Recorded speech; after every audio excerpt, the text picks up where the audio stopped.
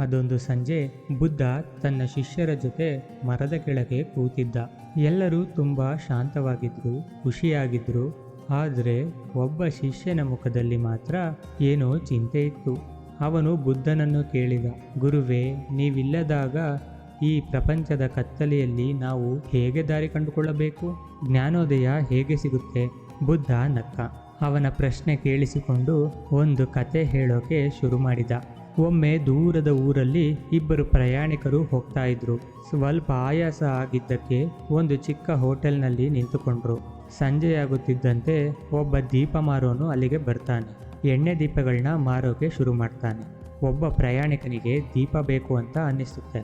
ಅವನು ತಕ್ಷಣ ಒಂದು ದೀಪವನ್ನ ಕೊಂಡ್ಕೋತಾನೆ. ಇನ್ನೊಬ್ಬ ಪ್ರಯಾಣಿಕ ಇದನ್ನು ನೋಡಿ, ನಾನು ಯಾಕೆ ದೀಪಕ್ಕೆ ದುಡ್ಡು ಖರ್ಚು ಮಾಡಬೇಕು? ಮೊದಲ ಪ್ರಯಾಣಿಕನ ಹಿಂದೆ ಹೋದ್ರೆ ಅವನ ದೀಪದ ಬೆಳಕಲ್ಲೇ ನಾನು ನನ್ನ ದಾರಿ ಕಂಡುಕೊಳ್ಳಬಹುದಲ್ಲ ಅಂತ ಯೋಚಿಸ್ತಾನೆ. ಸೂರ್ಯ ಮುಳುಗಿ ರಾತ್ರಿ ಆಗ್ತಾ ಇರುತ್ತೆ. ಮೊದಲ ಪ್ರಯಾಣಿಕ ತನ್ನ ದೀಪ ಹಚ್ಚಿ ನಡ್ಕೊಂಡು ಹೋಗೋಕೆ ಶುರು ಮಾಡ್ತಾನೆ. ಎರಡನೇ ಪ್ರಯಾಣಿಕ ಮೊದಲ ಪ್ರಯಾಣಿಕನ ಬೆಳಕನ್ನೇ ನಂಬಿ ಅವನ ಹಿಂದೆಯೇ ಹೊರಟ. ದಾರಿಯುದ್ದಕ್ಕೂ ಸಾಕಷ್ಟು ಕಾಡಿತ್ತು. ಅವರು ಕಾಡಲ್ಲಿ ಹೋಗ್ತಾ ಇದ್ದಾಗ ಮೊದಲ ಪ್ರಯಾಣಿಕ ಒಂದು ತಿರುವಿಗೆ ಬರ್ತಾನೆ. ಅಲ್ಲಿ 2 ರಸ್ತೆಗಳಿರ್ತವೆ. ಅಲ್ಲಿಂದ ತನ್ನ ಊರಿಗೆ ಹೋಗೋ ದಾರಿ ಹಿಡಿದು ಅವನು ಹೊರಟು ಹೋಗ್ತಾನೆ. ಎರಡನೇ ಪ್ರಯಾಣಿಕನಿಗೆ ಬೇರೆ ದಾರಿಯಲ್ಲಿ ಹೋಗ್ಬೇಕಿತ್ತು. ಆದರೆ ಈಗ ಅವನ ಹತ್ರ ದೀಪ ಇರಲಿಲ್ಲ. ಅವನು ಇದ್ದಕ್ಕಿದ್ದಂತೆ ಕತ್ತಲೆಯಲ್ಲಿ ಸಿಕ್ಕಾಕೊಂಡ. ಮುಂದೆ ಹೋಗೋಕೆ ಆಗ್ಲಿಲ್ಲ. ಅಲ್ಲಿಯೇ ನಿಲ್ಲಬೇಕಾಯ್ತು. ಪಾಪ, ಆ ರಾತ್ರಿ ಪೂರ್ತಿ ಕಾಡಲ್ಲಿ, ಕತ್ಲಲ್ಲಿ, ಭಯದಲ್ಲಿ ಒಂದು ಮರದ ಕೆಳಗೆ ಕಳೀತಾನೆ. ಕತೆ ಹೇಳಿ ಮುಗಿಸಿದ ಮೇಲೆ ಬುದ್ಧ ಸ್ವಲ್ಪ ಸುಮ್ಮನಾದ.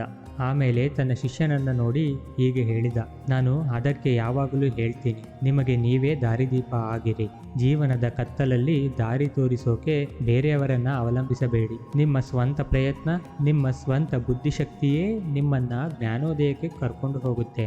ಬೇರೆಯವರು ನಿಮಗೆ ದಾರಿ ತೋರಿಸಬಹುದು, ಆದರೆ ಆ ದಾರಿಯಲ್ಲಿ ನಡೆಯಬೇಕಾದ್ದು ನೀವೇ. ನಾವು ನಮ್ಮ ಜೀವನವನ್ನು ಚೆನ್ನಾಗಿ ನೋಡಿದರೆ ಗೊತ್ತಾಗುತ್ತೆ. ಯಶಸ್ಸು ಮತ್ತು ಜ್ಞಾನೋದಯ ಅನ್ನೋದು ನಾವು ನಮ್ಮಷ್ಟಕ್ಕೆ ನಾವು ಎಷ್ಟು ಪ್ರಯತ್ನ ಪಡ್ತೀವಿ, ಎಷ್ಟು ಬುದ್ಧಿವಂತಿಕೆಯಿಂದ ನಡೆದುಕೊಳ್ತೀವಿ ಅನ್ನೋದರ ಮೇಲೆ ನಿಂತಿರುತ್ತೆ. ಎರಡನೇ ಪ್ರಯಾಣಿಕ ಇನ್ನೊಬ್ಬರ ಬೆಳಕನ್ನೇ ನಂಬಿ ಕತ್ತಲಲ್ಲಿ ಕಳೆದು ಹೋದ ಹಾಗೆ ನಾವು ಕೂಡ ಬೇರೆಯವರ ಮೇಲೆ ಜಾಸ್ತಿ ಅವಲಂಬಿತರಾದರೆ ದಾರಿ ತಪ್ಪಬಹುದು. ಬುದ್ಧನ ಪಾಠ ತುಂಬ ಸ್ಪಷ್ಟವಾಗಿದೆ. ಬೇರೆಯವರು ನಿಮಗೆ ಧೈರ್ಯ ತುಂಬಬಹುದು, ದಾರಿ ತೋರಿಸಬಹುದು, ಆದರೆ ನಿಮ್ಮ ದಾರಿಯಲ್ಲಿ ನಡ್ಕೊಂಡು ಹೋಗಿ ನಿಮ್ಮ ದೀಪನ ನೀವೇ ಬೆಳಗಿಸಬೇಕಾದ್ದು ನಿಮ್ಮದೇ ಕೆಲಸ.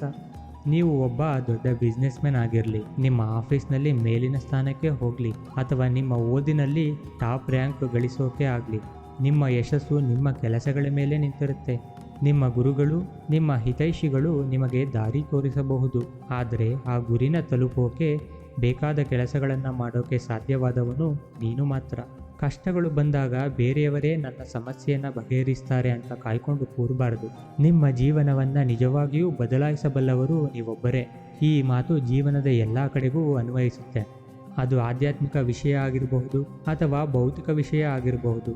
ತುಂಬ ಜನಕ್ಕೆ ಜ್ಞಾನ ಇರುತ್ತೆ, ಆದರೆ ಅದನ್ನು ಉಪಯೋಗಿಸಲ್ಲ. ಏನು ಮಾಡದೇ ಇದ್ದರೆ ಜ್ಞಾನ ಇರೋದು ವೇಸ್ಟ್ ಅಲ್ವಾ?